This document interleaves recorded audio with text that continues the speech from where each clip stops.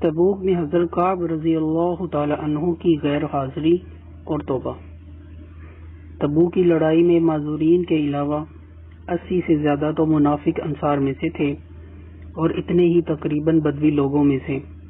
ان کے علاوہ ایک بڑی جماعت باہر کے لوگوں میں سے ایسی تھی جو شریک نہیں ہوئے، اور اتنا ہی نہیں بلکہ یہ لوگ دوسروں کو بھی لا تنفروا فی الحر کہہ کر روکتے تھے، گرمی میں نہ نکلو۔ حق تعالی شانو فرماتے ہیں جہنم کی آگ کی گرمی بہت سخت ہے۔ ان کے علاوہ 3 سچے پکے مسلمان بھی ایسے تھے جو بلا کسی عذر قوی کے اس لڑائی میں شریک نہیں ہو سکے۔ ایک کعب بن مالک رضی اللہ تعالی عنہ، دوسرے حلال بن امیہ رضی اللہ تعالی عنہ، تیسرے مرارہ بن ربی رضی اللہ تعالی عنہ۔ یہ تینوں حضرات کسی نفاق یا عذر سے نہیں ٹھہرے بلکہ خوشحالی ہی رہ جانے کا سبب بن گئی۔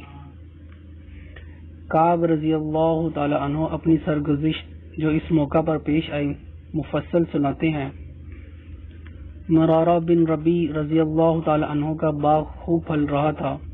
ان کو خیال ہوا کہ اگر میں چلا گیا تو یہ سب ضائع ہو جائے گا۔ ہمیشہ میں لڑائیوں میں شریک ہوتا ہی رہا ہوں، اگر اس مرتبہ رہ گیا تو کیا مذائقہ ہے، اس لیے ٹھہر گئے۔ مگر جب تنبہ ہوا تو چونکہ باغ ہی اس کا سبب ہوا تھا، اس لیے سب کو اللہ کے راستے میں صدقہ کر دیا۔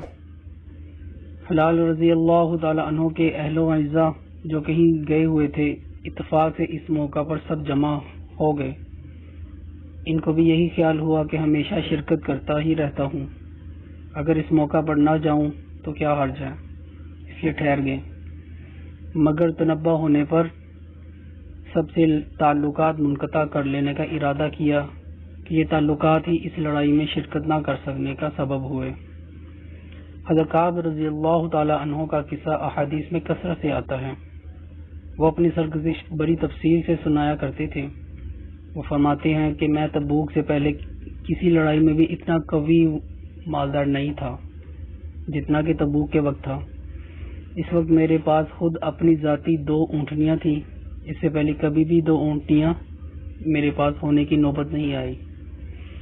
حضور اکرم صلی اللہ علیہ وسلم کی ہمیشہ عادت شریفہ یہ تھی کہ جس طرف لڑائی کا ارادہ ہوتا تھا اس کا اظہار نہیں ہوتا تھا، بلکہ دوسری جانبوں کے احوال دریافت فرماتے تھے۔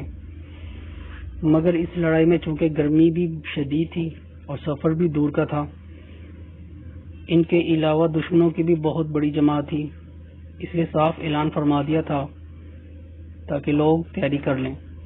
چنانچہ مسلمانوں کی اتنی بڑی جماعت حضور صلی اللہ علیہ وسلم کے ساتھ ہو گئی کہ رجسٹر میں ان کا نام لکھنا بھی دشوار تھا، اور مجمع کی کثرت کی وجہ سے کوئی شخص اگر چھپنا چاہتا کہ میں نہ جاؤں، نہ پتہ چلے، تو دشوار نہ تھا۔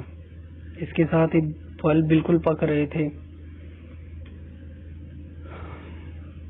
میں بھی سامان سفر کی تیاری کا صبح ہی سے ارادہ کرتا، مگر شام ہو جاتی اور کسی قسم کی تیاری کی نوبت نہ آتی۔ لیکن میں اپنے دل میں خیال کرتا رہا کہ مجھے وسعت حاصل ہے، جب ارادہ پختہ کروں گا فوراً ہو جائے گا۔ حتیٰ کہ حضور صلی اللہ علیہ وسلم روانہ بھی ہو گئے اور مسلمان آپ صلی اللہ علیہ وسلم کے ساتھ ساتھ، مگر میرا سامان سفر تیار نہ ہوا۔ پھر بھی یہی خیال رہا کہ 1-2 روز میں تیار ہو کر جا ملوں گا۔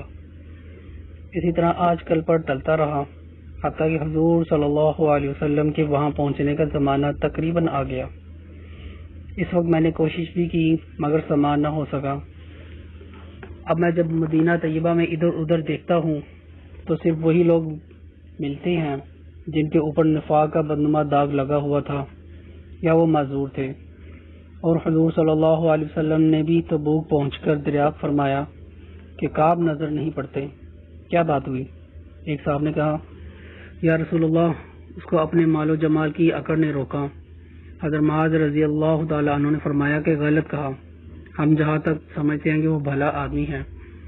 مگر حضور صلی اللہ علیہ وسلم نے بالکل سکوت فرمایا اور کچھ نہیں بولے۔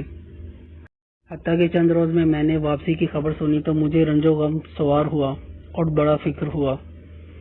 دل میں جھوٹے جھوٹے عذر آتے تھے کہ اس وقت کسی عذر سے حضور اقدس صلی اللہ علیہ وسلم کے غصہ سے جان بچا لوں، پھر کسی وقت معافی کی درخواست کر لوں گا، اور اس بارے میں اپنے گھرانے کے ہر سمجھدار سے مشورہ کرتا رہا، مگر جب مجھے معلوم ہو گیا کہ حضور صلی اللہ علیہ وسلم تشریف لے ہی آئے تو میرے دل نے فیصلہ کیا کہ بغیر سچ کے کوئی چیز نجات نہ دے گی، اور میں نے سچ عرض کرنے کی ٹھان ہی لی۔ حضور صلی اللہ علیہ وسلم کی عادت شریفہ یہ تھی کہ جب سفر سے واپس تشریف لاتے تو اول مسجد میں تشریف لے جاتے اور 2 رکعت تحیۃ المسجد پڑھتے اور وہاں تھوڑی دیر تشریف رکھتے کہ لوگوں سے ملاقات فرمائیں۔ چنانچہ حسب معمول حضور صلی اللہ علیہ وسلم تشریف فرما رہے اور منافق لوگ آ کر جھوٹے عذر کرتے اور قسمیں کھاتے رہے۔ حضور اکرم صلی اللہ علیہ وسلم ان کے ظاہری حال کو قبول فرماتے رہے اور باطن کو اللہ کے سپرد فرماتے رہے کہ اتنے میں میں بھی حاضر ہوا اور سلام کیا۔ حضور صلی اللہ علیہ وسلم نے ناراضگی کے انداز میں تبسم فرمایا اور اعراض فرمایا۔ میں نے عرض کیا یا نبی اللہ، آپ نے اعراض فرما لیا، میں خدا کی قسم نہ تو منافق ہوں نہ مجھے ایمان میں کچھ تردد ہے۔ ارشاد فرمایا کہ یہاں آ۔ میں قریب ہو کر بیٹھ گیا۔ حضور صلی اللہ علیہ وسلم نے فرمایا کہ تجھے کس چیز نے روکا؟ کیا تو نے اونٹنیاں نہیں خرید رکھی تھی؟ میں نے عرض کیا یا رسول اللہ، اگر میں کسی دنیا دار کے پاس اس وقت ہوتا تو مجھے یقین ہے کہ میں اس کے غصہ سے معقول عذر کے ساتھ خلاصی پا لیتا کہ مجھے بات کرنے کا سلیقہ اللہ تعالی نے عطا فرمایا ہے، لیکن آپ صلی اللہ علیہ وسلم کے متعلق مجھے معلوم ہے کہ اگر آج جھوٹ سے آپ صلی اللہ علیہ وسلم کو راضی کر لوں تو قریب ہے کہ اللہ جل جلالہ مجھ سے ناراض ہو جائیں گے، اور آپ سے صاف عرض کر دوں تو آپ کو غصہ آئے گا، لیکن قریب ہے کہ اللہ کی پاک ذات آپ صلی اللہ علیہ وسلم کے عطاب کو زائل فرما دے گی۔ اس لیے سچ ہی عرض کرتا ہوں کہ واللہ مجھے کوئی عذر نہیں تھا، اور جیسا فارغ اور وسعت والا میں اس زمانہ میں تھا کسی زمانہ میں بھی اس سے پہلے نہیں ہوا۔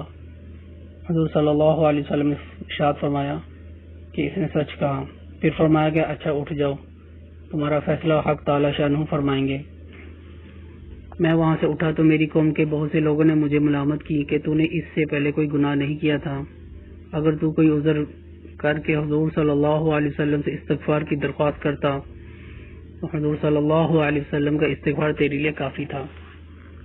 میں نے ان سے پوچھا کہ کوئی اور بھی ایسا شخص ہے جس کے ساتھ یہ معاملہ ہوا ہو؟ لوگوں نے بتلایا کہ 2 شخصوں کے ساتھ اور بھی یہی معاملہ ہوا ہے کہ انہوں نے بھی یہی گفتگو کی جو تو نے کی، اور یہی جواب ان کو ملا جو تجھ کو ملا۔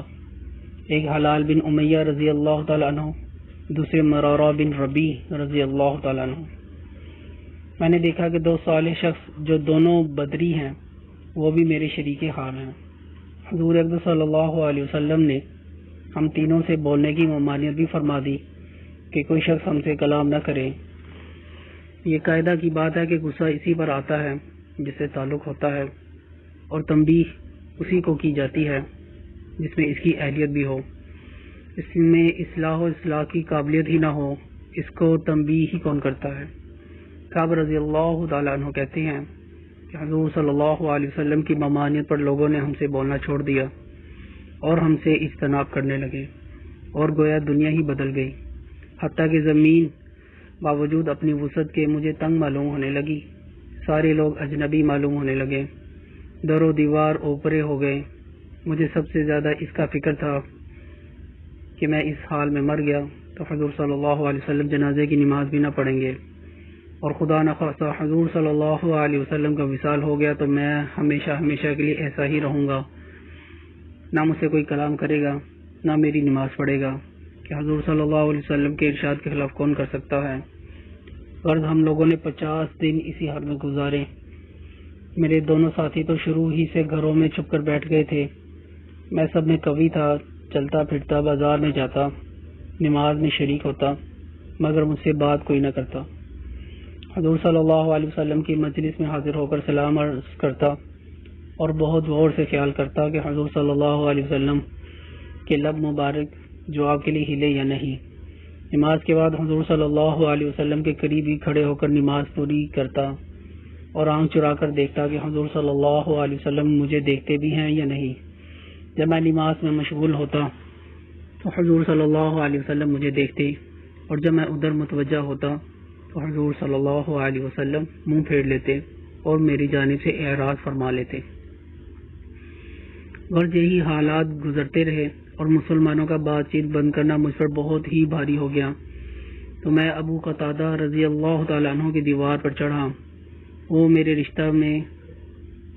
رشتہ کے چچا زاد بھائی بھی تھے اور مجھ سے تعلقات بھی بہت زیادہ تھے۔ میں نے اوپر چڑھ کر سلام کیا، انہوں نے سلام کا جواب نہ دیا۔ میں نے ان کو قسم دے کر پوچھا، کیا تمہیں معلوم نہیں کہ مجھے اللہ اور اس کے رسول صلی اللہ علیہ وسلم سے محبت ہے؟ انہوں نے اس کا بھی جواب نہ دیا۔ میں نے دوبارہ قسم دی اور درخت کیا، پھر بھی چپ ہی رہے۔ میں نے تیسری مرتبہ پھر قسم دے کر پوچھا، انہوں نے کہا، اللہ جانے اور اس کا رسول صلی اللہ علیہ وسلم۔ یہ کلمہ سن کر میری آنکھوں سے آنسو نکل پڑے اور وہاں سے لوٹ آیا۔ اسی دوران ایک مرتبہ مدینہ کے بازار میں جا رہا تھا کہ ایک قبطی جو نصرانی تھا اور شام سے مدینہ منورہ اپنا غلہ فروخت کرنے آیا تھا، یہ کہتے ہوئے سنا کہ کوئی کعب بن مالک کا پتہ بتا دو۔ لوگوں نے اس کو میری طرف اشارہ کر کے بتایا۔ وہ میرے پاس آیا اور غسان کے کافر بادشاہ کا خط مجھے لا کر دیا۔